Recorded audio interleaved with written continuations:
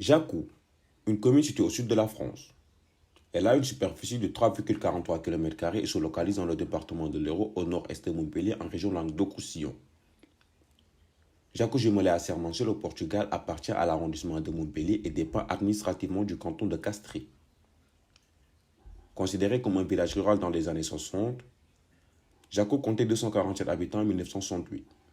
Aujourd'hui, c'est une commune périurbaine, très urbanisée, comptant près de 7000 habitants en 2017.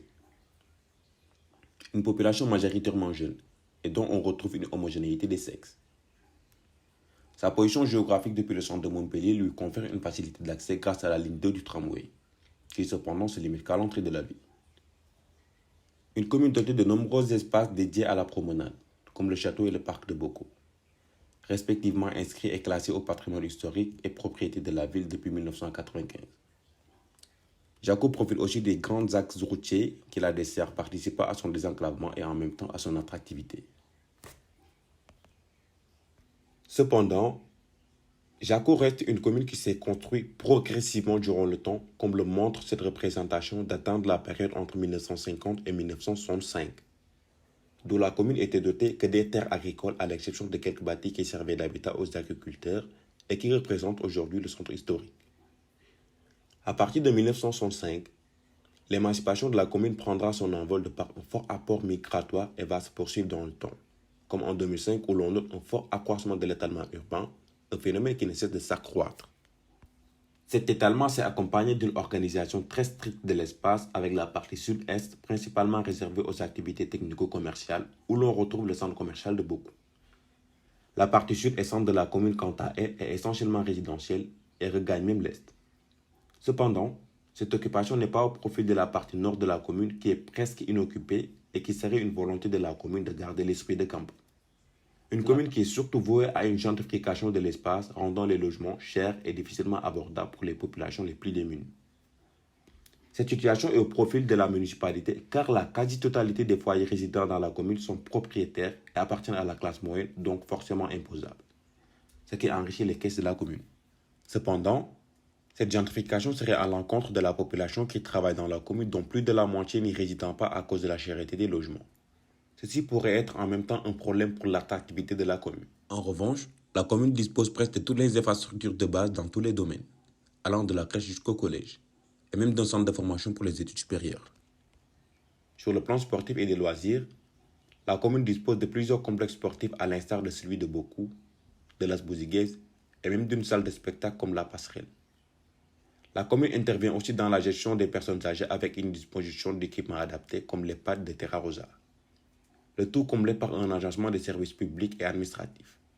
La mairie, un bureau de poste, de 2 cimetières, de transports publics et même des services dans le domaine sanitaire dont la plupart sont privés. Cependant, au niveau des logements, la quasi-totalité de la surface constructible de la commune est occupée par des logements résidentiels, au détriment des logements sociaux, qui n'occupent qu'une infime partie du centre historique et on en compte aussi quelques-uns dans le quartier de la Draille. L'inexistence d'une offre locative importante témoigne de la répulsion des populations aux revenus modérés. Notre projet consistera donc à pallier à ce manque de logements sociaux et va se reposer sur 4 axes.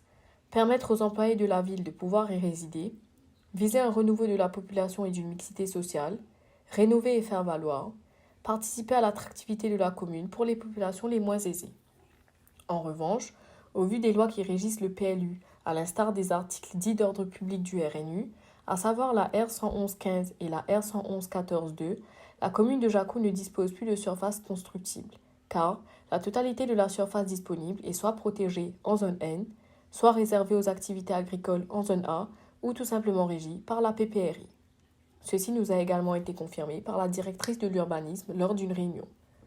Pour que notre projet puisse aboutir, nous allons nous appuyer sur l'article 2U2 du PLU qui permet une construction ou une reconstruction de bâtiments à vocation d'intérêt public, dont un logement social, ce qui nous permettra la réhabilitation de l'espace prévert en logements sociaux. Le choix de ce site est stratégique dans la mesure où il se trouve dans la zone U2, ce qui nous permettra de saisir l'article 2U2 pour sa rénovation. En même temps, une construction de logements sociaux sur ce site permettra aux habitants d'être proches du centre commercial de Bocaux et de tous les services sociaux de proximité, notamment la mairie ou le terminus de la ligne 2 du tramway.